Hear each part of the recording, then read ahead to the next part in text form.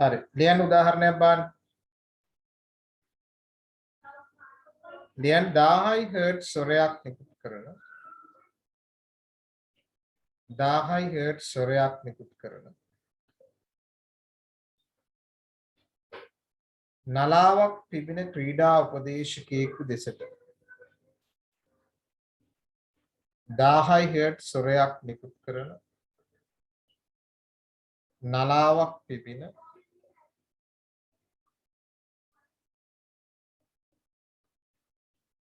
ක්‍රීඩා උපදේශකයෙකු දෙසට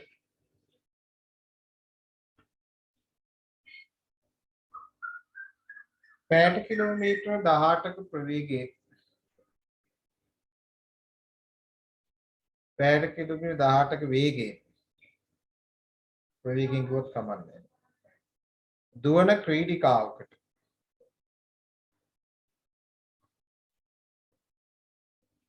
ඇසෙන ස්වරයේ සංඛ්‍යාතය කොපමණද? ඇසෙන ස්වරයේ සංඛ්‍යාතය කොපමණද?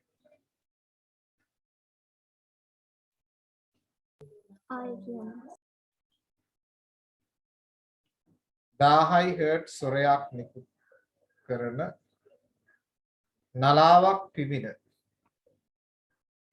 ක්‍රීඩා උපදේශකයෙකු දෙසට පැයට කිලෝමීටර 18ක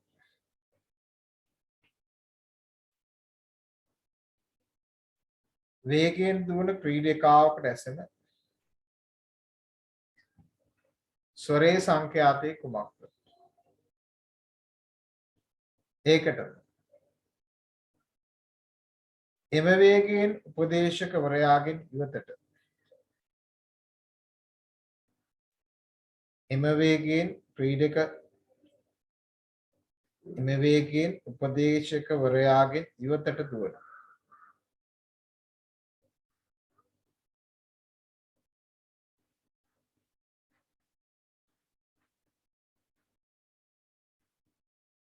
වෙනත් ක්‍රීඩකයෙකුට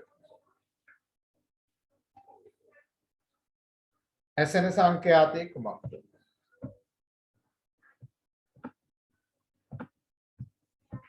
ඇසෙන සංඛ්‍යාතය කුමක්ද?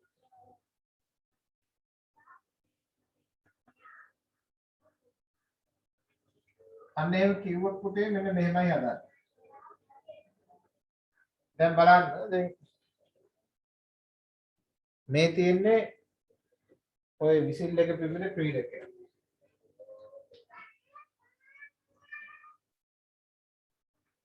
මෙන්න ක්‍රීඩකෙක් විසිල් එකක් පිබෙන. විසිල් එකක් පිබෙනවා මෙයා 1000 හර්ට්ස්. දැන් ක්‍රීඩකෙක් මෙහෙනම් මෙහාට දුවනවා. මෙයා පැයට කිලෝමීටර 18ක් කියලා කියන්නේ තප්පර මීටර කරකට. උතන පුතේ ලියා ගන්නකො වාතයේ දින ප්‍රවේගය 300 එක දෙන්න ඕන අපිට අගේ. වාතයේ දින ප්‍රවේගය 340 ms ශ්‍රේණියක ලෙස ගන්න. වාතයේ දින ප්‍රවේගය 340 ms ශ්‍රේණියක ලෙස ගන්න. එතන මෙයා නිකුත් කරන්න පුතේ වාතයේ දින ප්‍රවේගයනේ. මෙයා 340යි ms ශ්‍රේණිය. මේ පළවෙනි අවස්ථාවේදී දෘශ්‍ය සංඛ්‍යාතය කියන්නේ v ධන v නෝට්. බෙදීම v වාරයක් ඔන්න සංඛ්‍යාතයක් පුළුවන්. දැන් තව ක්‍රීඩකෙක් මෙයාගේ ඉවතට තියෙනවා. එම වේගයෙන් 18යි පැයට කිලෝ. එයා තප්පර මීටර කරගන්න. right? දැන් මෙයාට හැන සංඛ්‍යාතය කියන්නේ f නෝට් වීර්ණ v නෝට් බෙදීම v වාරයක් එක්නේ.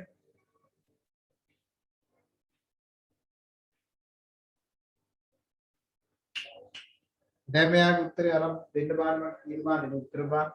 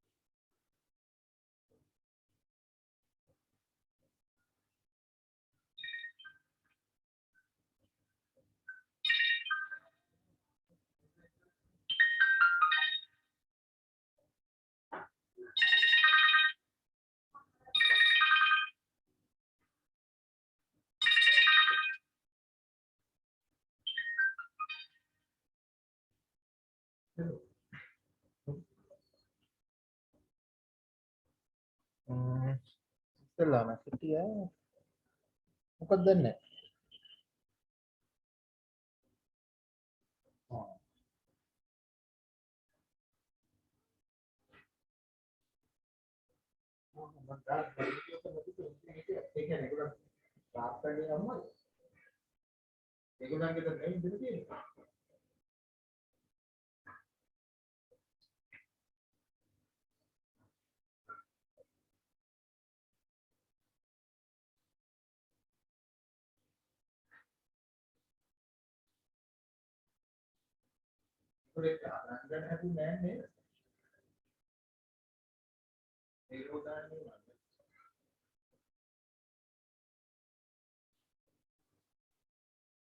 මම කොහොමද වීඩියෝ කරාද කොහොමද ළමයි ටිකක් ඔය පොඩි අඩුවක් තිබ්බා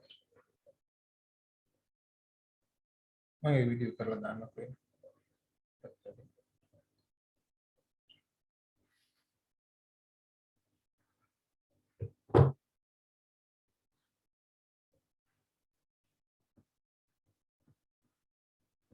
ආපුත්තර කියන්න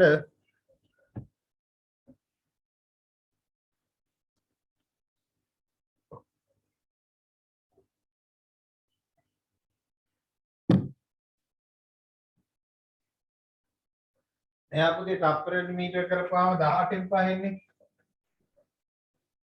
එයා 5යි මිස්ට් මේකයි නේද එතකොට මෙයා ඉන්නේ 340 ධන 5 බෙදීම 340 වාරයක් 10 එතකොට මෙයා ඉන්නේ 340 ඍණ 5 බෙදීම 340 වාරයක් 10 මෙතන එනවා 18 වඩා වැඩි වගේක් අතන එනවා 18 වඩා අඩු වගේක්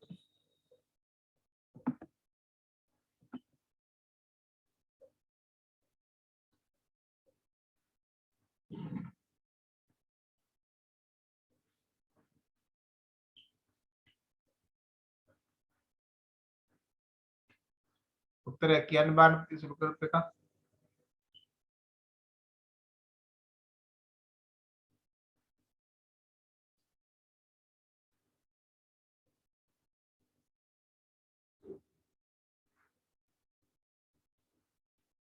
එක්කෙනෙක් කියන උත්තරයක් 1014.7යි කියලා උත්තරේ හරි. පළවෙනි උත්තරේ පුතේ 1014.7යි හර්ට්ස් ශානුක කිව්වේ. ඊළඟට එනවා 985.2.9. ඒකත් හරි 985.3යි ලඝු සුළු කරොත්. බාන්නේ උත්තර දෙක එනවද බාන්න?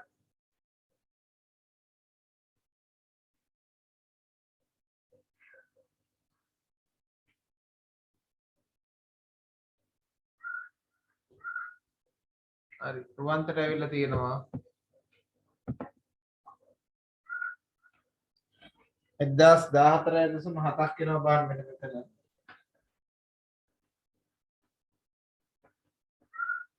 නෑ නැත්නම්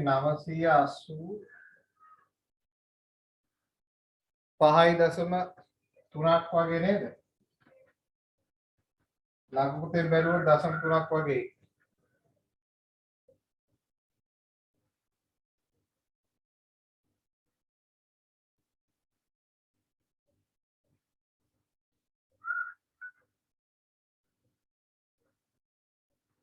අන්න පුතේ පන්ති ළමේ යාච්ච කෙනෙක් නැති වෙලා කොවිඩ් හැදිලා අපේ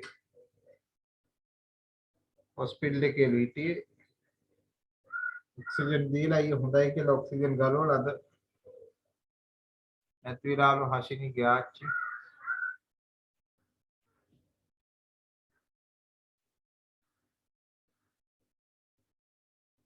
රටේ අරුම තත්ත්වයක් තියෙන්නේ නේද?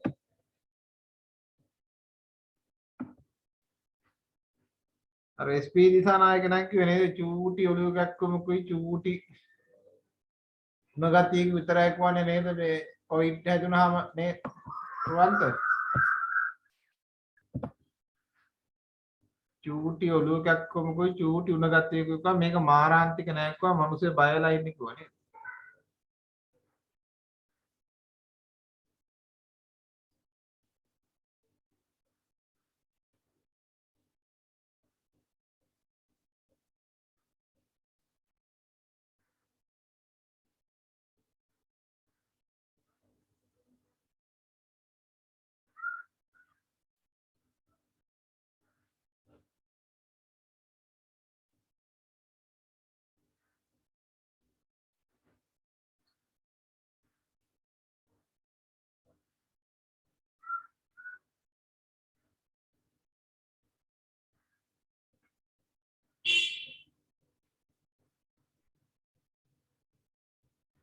උත්තරේ ආපු කට්ටිය අත උස්සන්න ඊළඟ කොටසට යන්න.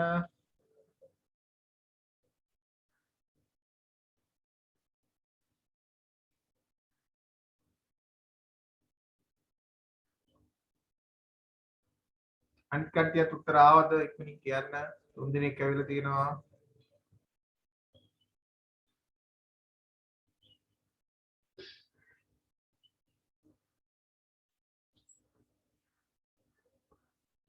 නේද?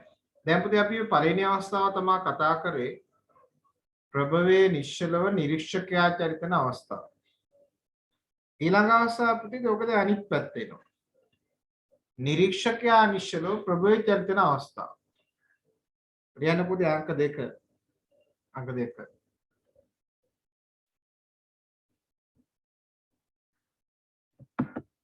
නිරීක්ෂකයා නිශ්චලව. නිරීක්ෂකයා නිශ්චලව.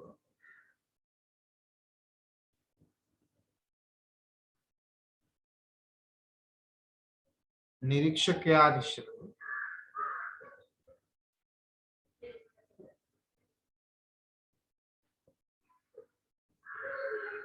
ප්‍රභවයේ චරිත වන අවස්ථාව.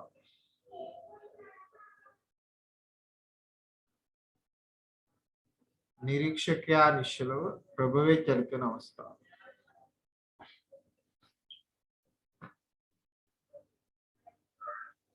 ඒ කියන්නේ දැන් මෙයා නිරීක්ෂකයා නිශ්චල.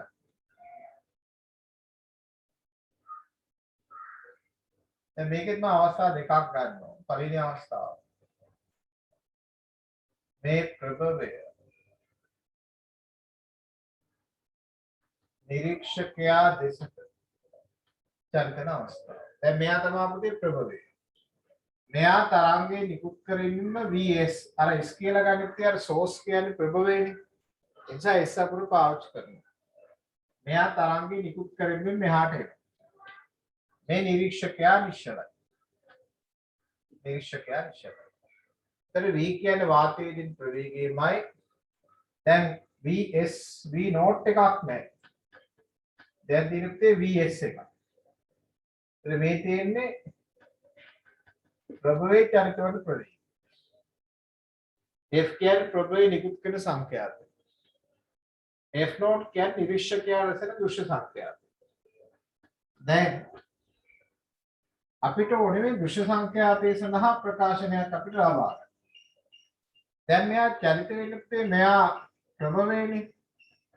දැන් ප්‍රභවයේ චරිත වෙමින්ම තමයි ඉස්සරහට යන්නේ. එහෙනම් මේ ප්‍රභවයට සාපේක්ෂව ධ්වනි තරංග ප්‍රවේගය කියන්නේ. ප්‍රභවයට සාපේක්ෂව ධ්වනි තරංග ප්‍රවේගය. දැන් මෙයා වාතයේ ධ්වනි ප්‍රවේගය නම් පුතේ මෙයා වීම තමයි.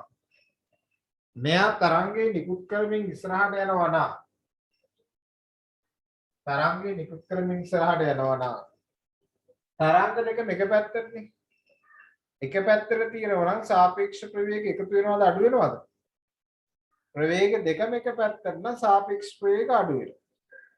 ප්‍රවේග දෙක දෙපැත්තට නම් සාපේක්ෂ ප්‍රවේග එකතු වෙනවා. දැන් ප්‍රවේග දෙක එක පැත්තට. දැන් කවදාකවත් පිටේ ප්‍රභවයට බෑනේ වාතයේ දෙන ප්‍රවේග ඉක්මවන්න. එහෙනම් සාපේක්ෂ ප්‍රවේග අඩු වෙනවා. එන්නේ වීර්ණ VS කියන එක පැහැදිලිද? වීර්ණ VS. දැන් ප්‍රභවයේ නිකුත් කරන තරංගයේ සමකා. මේ ප්‍රභවය මේ නිකුත් කරන තරංගයේ සලකා. අපි විවෘත පුතේ V සමානෙත් නැහැ. දැන් ප්‍රභවය නිකුත් කරන්නේ ප්‍රභවයට සාපේක්ෂව වීර්ණ VS. සංඛ්‍යාතයේ මෙයා ලැම්ඩා. එහෙනම් අපි ලැම්ඩා හොයාගත්තොත් වීර්ණ VS වාරයක් F. මෙන්න එක. දැන් නිරීක්ෂකයාට ඇසෙන තරංගයේ සලකා. දැන් මෙව පුතේ අපි අර ගත්ත සාධිත ප්‍රතිඵල පාවිච්චි කරලා ගණන් හදන්න පුළුවන්. ඒව සාමාන්‍ය ගණන්. නමුත් සමහර ගණන් වල අර්ථ දැක්වීම වලින් අහනවා මේ ප්‍රභවයට සාපේක්ෂව තරංග ආයාම එහෙම කිව්වොත් පුතේ මෙන්න මේ පද සංඥා අර සාධනය කරපු අවස්ථාව දැනගෙන ඉන්න ඕනේ. ඒ නිසා සාධනය විභාගය අහන්නේ හැබැයි සාධනික ප්‍රතිඵල කොටස් වලින් සාහන. ඒ නිසා අර අවසාන ප්‍රතිඵල විතරක් මතක තියාගන්න බෑ මෙයන් බලන්න. එහෙනම් V සමාන එකට.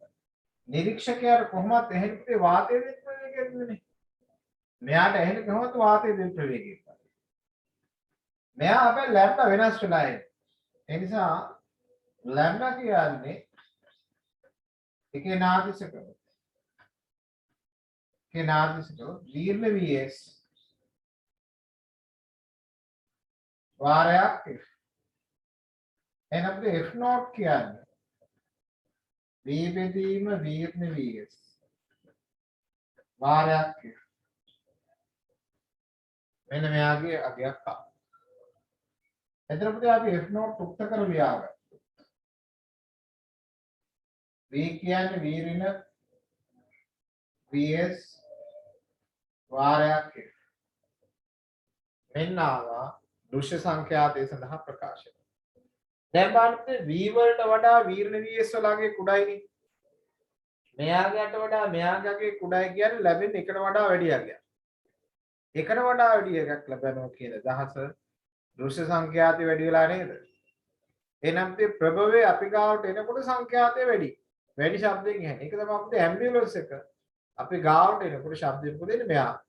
වැඩියෙන් අපිට ඇහෙන්නේ ඒක. එන ඇම්බියුලන්ස් එක අපෙන් ඉවතරේ නම් වෙන්න ඕනේ මෙයා. v ඍණ vs එන්න ඕනේ නේද? so v ධන බෙදීම v ධන vs වාරයක් f වෙන්න ඕනේ නේද? right. බාහිර දෙකේ ඒ කොටස දාගන්න බෑ. අපි සාධනය කරන්නේ දෙක විතරයි තුන අපි සංසන්දනයෙන් ගන්න. ගන්න බාන සාධනේ.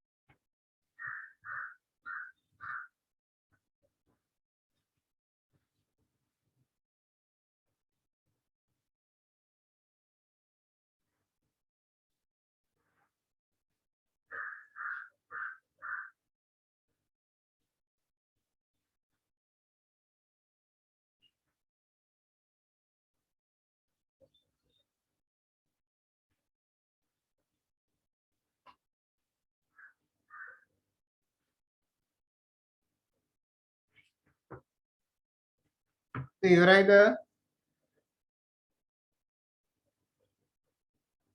ඉවර කට්ටිය අත උස්සන්න.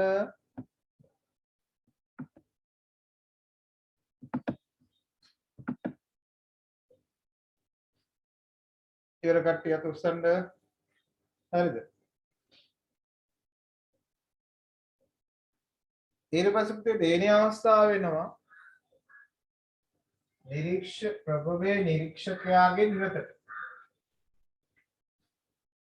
නිරීක්ෂකයාගේ නිවතට යනවා කියන එකේ අදහස. දැන් පුතේ මෙයාගේ ප්‍රවේගය අනිත් පැත්ත. මෙයා මේ. දැන් මෙයා මේ පැත්තට යනවා බාහ්‍ය ප්‍රවේග දෙක දෙපැත්ත. එහෙනම් ප්‍රවේග සාපේක්ෂව ධ්වනි තරංග ප්‍රවේගය v ධන vs. එහෙනම් පුතේ මෙයා v ධන vs. v ධන vs. v ධන vs. v ධන vs. v ධන vs නේ. උත්තරේ ගන්න පුළුවන් නේද? ගන්න බාන්න පුතේ.